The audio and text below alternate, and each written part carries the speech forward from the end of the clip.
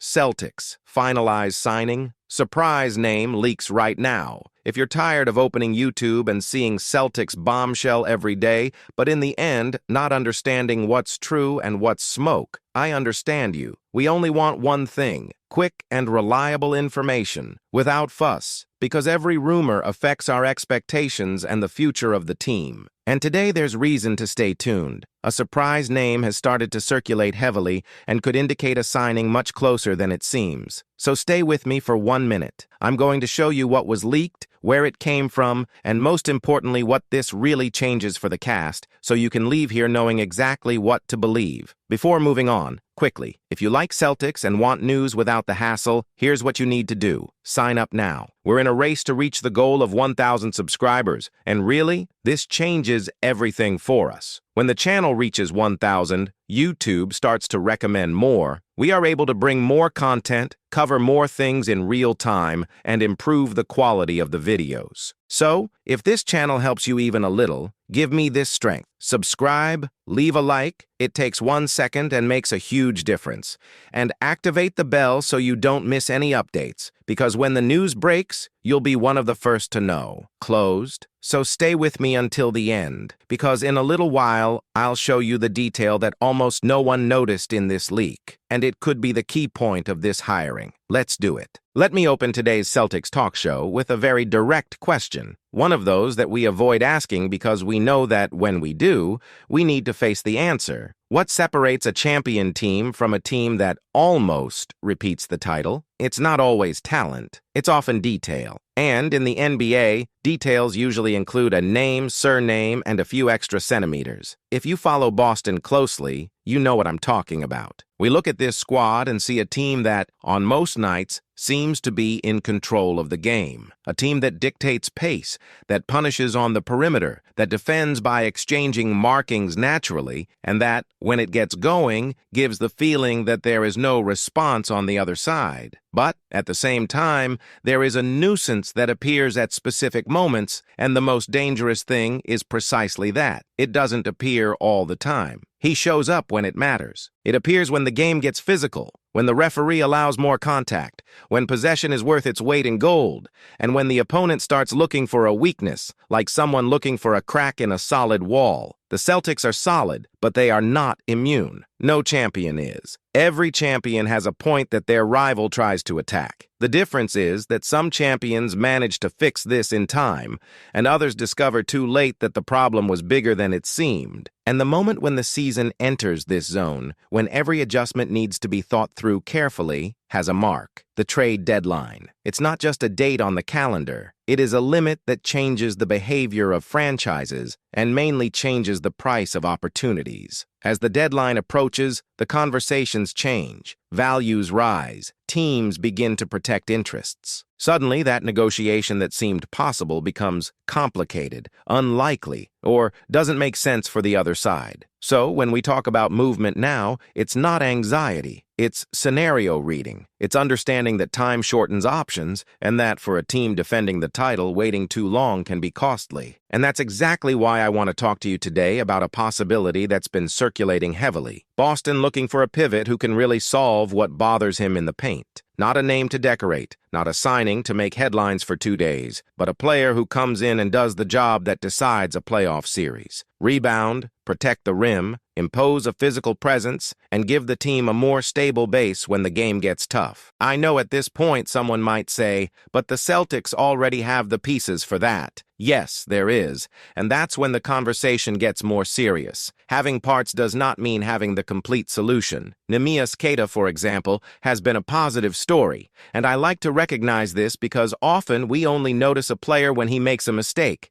Queta brought energy, brought disposition, brought useful minutes. He is the type of athlete who changes the atmosphere of the game with effort, with contestation, with presence. But when we project playoffs, the question changes. It's not, can he help? It's, can he handle being a central part of the answer in a 7-game series? It's hard to say this, but it's honest. On a team with real title ambitions, you don't want to rely on a short rotation that becomes vulnerable when the opponent adjusts. You want to have options. You want to have a solid plan A and a reliable plan B. You want to be the team that makes each other adjust, not the team that you need to improvise when the game enters survival mode. Furthermore, there is one factor that every fan respects because it is impossible to ignore. Al Horford is not 25 years old. Horford is intelligence, positioning, leadership, defensive reading. He is a player who organizes the defense with his voice and his body. But in a long season, no one should expect him to carry constant physical contact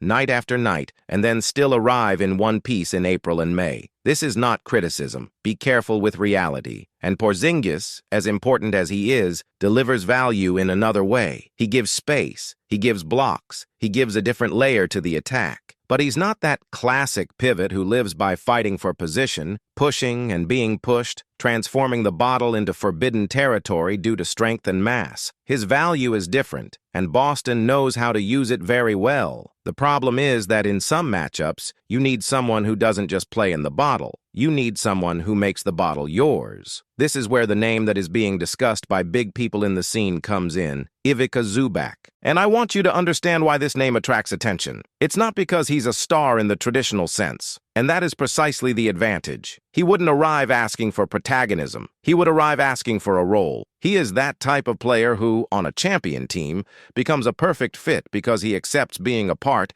and makes the part seem bigger than his name. When you look at his profile, you see a package that Boston at certain times misses. Consistent defensive rebounding that ends possession without drama, rim presence that changes layup and infiltration decisions, size with discipline without living on defensive bets, and quiet production that doesn't depend on the ball in hand all the time. This has enormous value in playoffs because playoffs are not about flash. Playoffs are about repetition, about executing under pressure, about enduring contact, about keeping a cool head when the game becomes a battle of details. And there is one aspect that is impossible to ignore. When the opponent realizes that they get second chances at offensive rebounds, the game changes. When you realize you can attack the rim without fear, the game changes. When you realize that you can make a mistake early in the paint, the game changes. The Celtics are elite on the perimeter today. They are excellent at punishing mistakes from the outside. But on some nights, especially against more physical teams, it seems like Boston needs to win the same possession twice. Once to defend, once to finally get the rebound. This tires you. This takes away transition. This puts your wingers and guards in a fight for rebounds in situations that,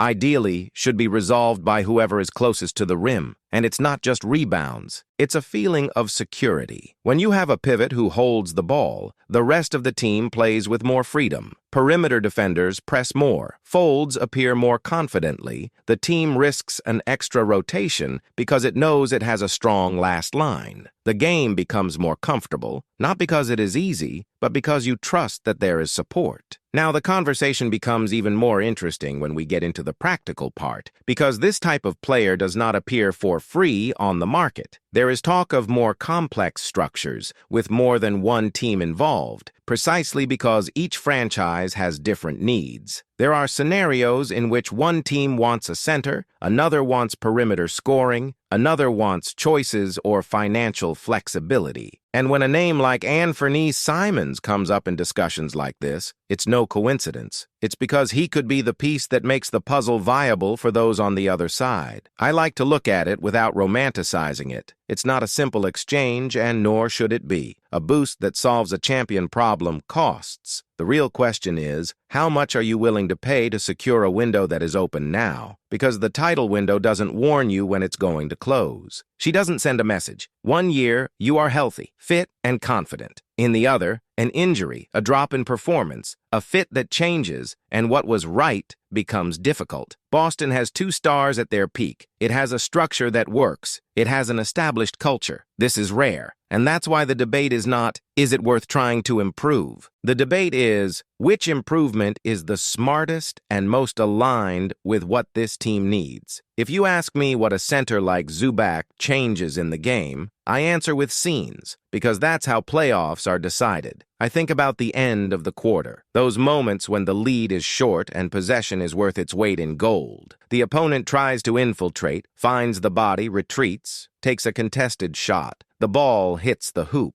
And instead of becoming a live ball, chaos that can fall into anyone's hands, you have someone who seals the position, catches it, and closes it down. This rebound becomes transition, or at the very least, becomes control. I think the game is stopped, with contact allowed, when the opponent insists on the big box to make fouls and put you in trouble early. A strong pivot holds position, avoids silly fouls, maintains verticality, protects the rim, and this keeps his squad intact. I think about specific matchups. When a heavy team tries to punish you from the inside, you don't need to win all these single-player duels, but you need to, at the very least, not get run over. And then flexibility appears. You alternate Horford, alternate Porzingis, alternate a pivot with physical presence. You are not predictable. You don't go unanswered. And there is one point that I consider decisive. Sometimes the best reinforcement is not the one that makes you win when everything is working. It's the one that stops you from losing when things stop working. Because in playoffs, the ball doesn't fall for 6 minutes. Sometimes it doesn't fall for 8. And the game doesn't wait. You need to score in another way. You need extra possession. You need a difficult point. You need a foul suffered close to the basket. It needs what I call survival points. And this usually involves rebounding, contact, presence at the rim. Of course, there is another side of the coin. Any negotiation of this size involves risk, involves cost, involves giving up something. And that's where I want to bring you into the conversation, really. Do you think this is the kind of move Brad Stevens would make? Because one thing is a rumor, another thing is an executive profile. Stevens isn't one to act on noise. He acts out of conviction. He looks at what is missing, what could be missing, and tries to solve it without destroying what already works. But a champion also needs to have courage, and courage in the NBA often means paying dearly for the right solution at the right time. So I leave you with this reflection. There is a path in which Boston keeps the group as it is, trusts in development, trusts in health, trusts that the collective fit will compensate for any limitations and makes at most a small adjustment for depth. And there is a path in which Boston understands that it can be more complete, identifies a piece that strengthens the paint, and tries a structured exchange with multiple teams if necessary to arrive at a pivot that offers rebounding and rim protection at a high level. If you ask me which one seems more champion's way, I'll be honest. The second, because it reduces the chance of you falling exactly the way that every fan hates, seeing the opponent exploit a point that was already there, visible, waiting for the right moment. Regardless of whether the exchange happens or not, the debate is valuable because it reveals what every champion team needs to do constantly. Look in the mirror without vanity. Recognize that you can improve. Recognize that the rival is studying you. Recognize that the game changes in the playoffs. And that's why I really want to read your opinion. If you could choose a single move by the deadline, would you go after an impact center like Zubac, or would you go in another direction? And if the choice is to reinforce the bottle, how much would you accept to give up on choices and contracts for this to happen? If this content helped you see the scenario more clearly, I ask you two simple things. Leave a like and subscribe to the Celtics Talk Show to follow every step of this season-changing period. And turn on notifications because when the market starts moving, the news doesn't arrive slowly. The window is open, the clock is ticking, and the Celtics, as champions, need to decide whether they're just going to defend what they already have or whether they're going to strengthen what's missing to keep the crown. We'll see you in the next episode. And this is where we reach the decisive point, because this season will not be remembered for what the Celtics did in January or February. She will be remembered for what Boston chose to do when they realized that the opponent already had a clear map to attack the team. The question is not whether the Celtics are good. We already know that. The question is whether they will be complete enough when the game becomes a battle of 7 games, when each possession is worth a life, and when the bottle stops being a detail and becomes a sentence. If Brad Stevens decides to act, it could be the type of move that doesn't make headlines for a whole week, but it does yield what matters: game control, guaranteed rebounds, a more solid defense, and a Celtics with even fewer gaps for any rival. If he doesn't act, Boston runs the risk of entering the playoffs with the same question that has already appeared in important moments. What happens when the ball doesn't fall and the game goes to contact? And at this level, you don't want to find out the answer the hard way. So I want to hear from you now. Do you think Boston needs to be aggressive before the deadline? Would you make that bet? Or do you believe that the current cast can do the job? Leave your opinion in the comments because I will read everything and respond, and this discussion will heat up a lot in the coming years. Moss days. And if you want to follow this the right way, with real analysis, context, and vision of the game, I'm going to ask you one thing. As soon as you finish this video, go to the pinned comment and click on the Celtics Analysis playlist. It will be there, ready for you to marathon, because there I gathered the most complete analyses of the channel so you can understand each scenario, each adjustment, and each possibility of movement. Click on the playlist, watch the next video, and stay with me, because from now on, the clock won't forgive you. The market will accelerate, rumors will explode, and one decision could change everything. The path to Banner 19 passes through this moment, and the question remains simple. Will Boston attack first, or will it wait to be attacked?